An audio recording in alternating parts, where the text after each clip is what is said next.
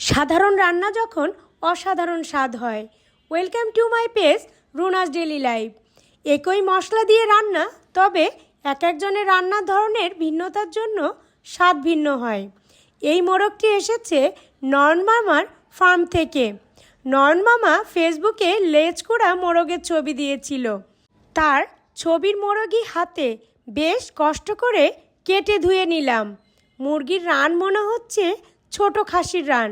মাংসের পানি ঝরিয়ে একটি পাত্রে নিয়ে লবণ, হলুদ, মরিচ, জিরা বাটা, আদা রসুন বাটা, সরষের তেল দিয়ে হাতে মাখিয়ে মেরিনেট করে রাখবো কিছুক্ষণ।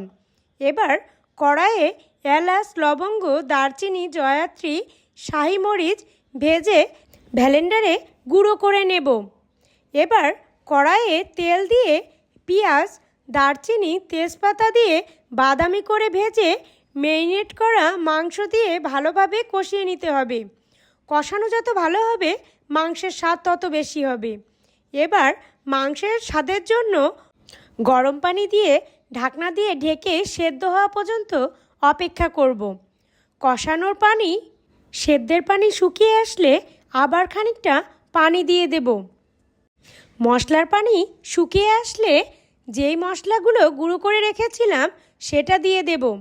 কিছুক্ষণ রান্না করে বেরেস্তা দিয়ে দেব। নাড়াচাড়া দিয়ে মাংসের তেল ছাড়া পর্যন্ত অপেক্ষা করব।